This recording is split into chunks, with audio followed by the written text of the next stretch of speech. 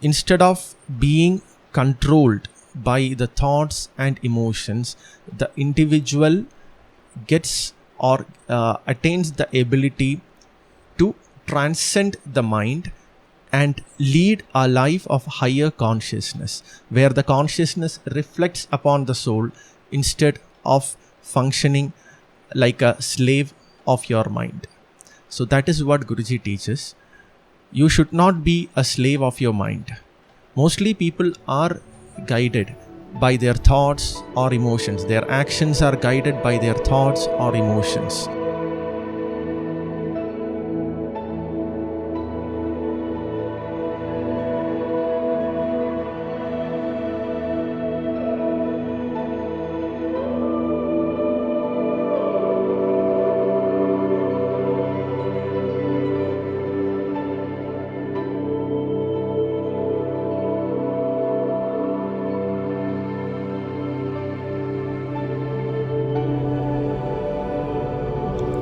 Swami, I come from Romania, and there a lot of people are suffering from different type of diseases due to stress exposure. So these diseases might be physical. We're talking about skin disease problems or digestive problems or sleep disorders, or mental diseases like anxiety, depression, and so on. So these, or most of them, are diseases due to stress exposure, and people are trying to fix that by relieving stress from their life. So, but they cannot manage to relieve the stress from their life. So how can Araiki help these type of people, those who are living a stressful life and they have these symptoms in their health?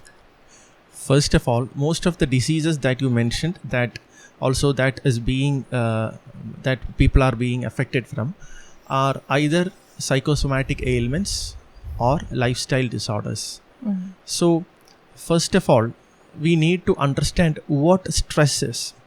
Mm-hmm. In general terms, we can say stress is an experience that you undergo when you are in an unfavorable situation.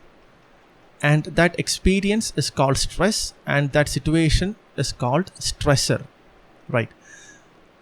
So mostly what modern science says is all about how stress affects your health, your body, your state of mind, and your lifestyle or profession or family life. It goes on. But what Guruji says is that why you are affected by stress. As I said before, why that unfavorable situation affects you.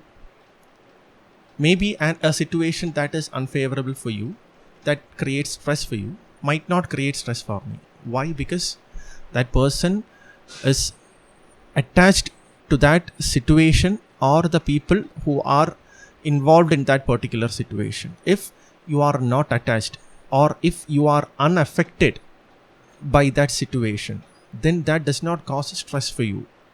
And for that to happen, there are certain things that we have to understand. Firstly, the mind has to be uplifted to centers of positive emotions. And this knowledge is being revealed for the first time. Upliftment of mind through the chakras. And secondly, the energy level of the soul has to be elevated to higher states or higher potentials. And when that happens, the level of consciousness increases. It increases to higher and higher states. And when that happens, instead of being controlled by the thoughts and emotions, the individual gets or attains the ability to transcend the mind and lead a life of higher consciousness, where the consciousness reflects upon the soul instead of functioning like a slave of your mind. So that is what Guruji teaches. You should not be a slave of your mind. Mostly people are guided by their thoughts or emotions. Their actions are guided by their thoughts or emotions. Why? Because their consciousness reflects upon their mind. So through the practice of Araiki, what happens is that your consciousness reflects upon your real self, that is your soul. When that happens, your soul becomes the master of your mind. So this is what Guruji teaches. This is the state that we have to be in, and through the practice of Araiki, you will be able to attain this state. And when that happens, only then you will be able to lead a positive lifestyle, and you will be able to lead a stress-free life. Because here, instead of your thoughts and emotions, your wisdom comes into play, and that will be guiding your life.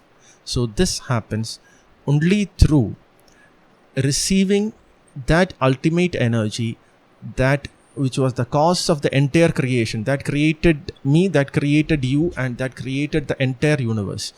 This is the energy that we receive through the practice of Araiki, because we receive this from an enlightened spiritual master, and that is the founder of Araiki.